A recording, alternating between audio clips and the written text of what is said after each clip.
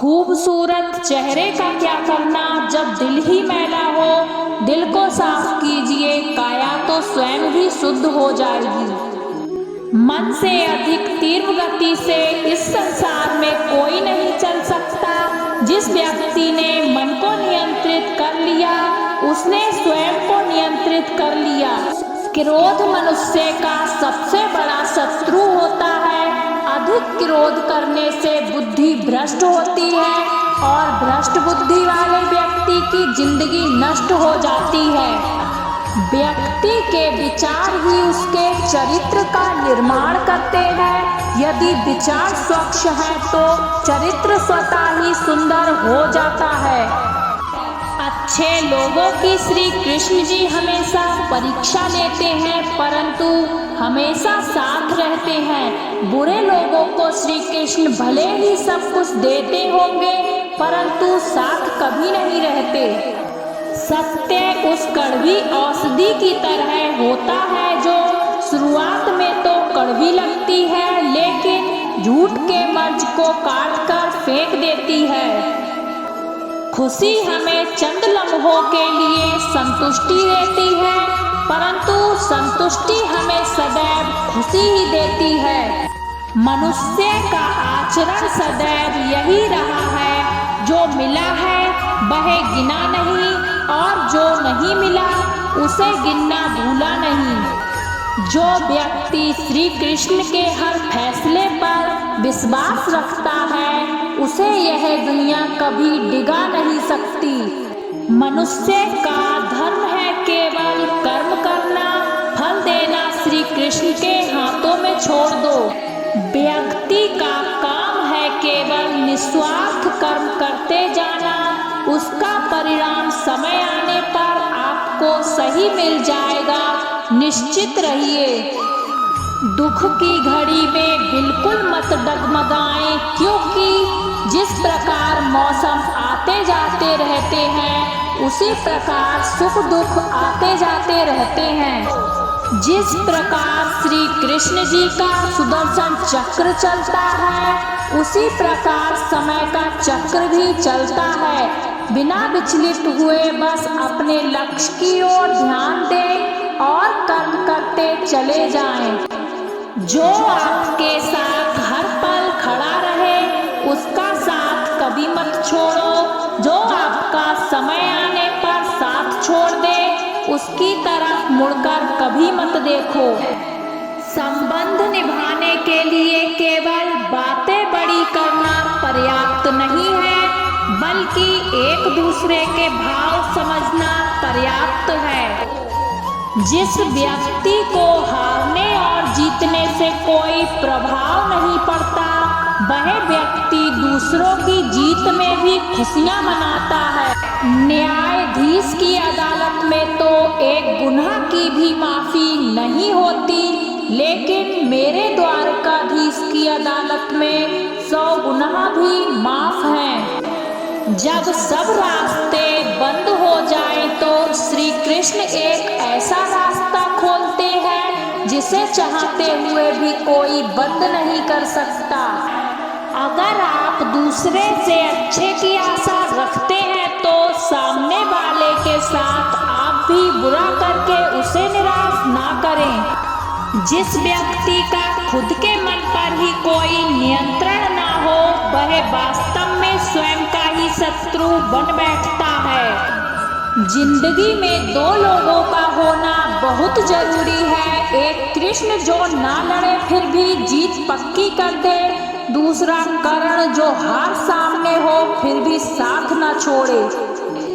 तू करता वही है जो तू चाहता है, होता वही है जो मैं चाहता हूँ। तू वही कर जो मैं चाहता हूँ, फिर होगा वही जो तू चाहता है।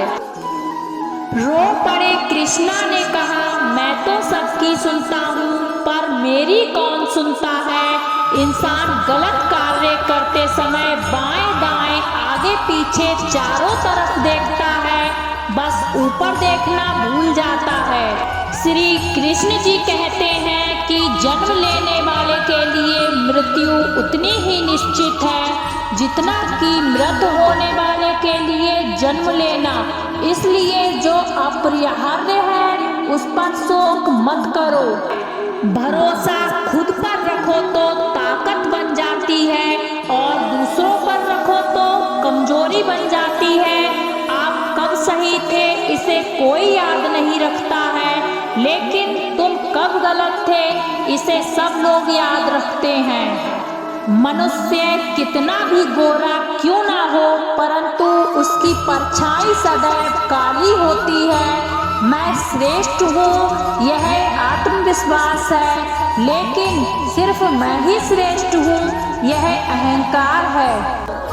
मैं सभी प्राणियों को समान रूप से देखता हूँ, ना कोई मुझे कम प्रिय है ना अधिक, लेकिन जो मेरी प्रेम पूर्वक आराधना करते हैं वो मेरे भीतर रहते हैं और मैं उनके जीवन में आता हूँ। तुम्हारा क्या गया जो तुम रोते हो?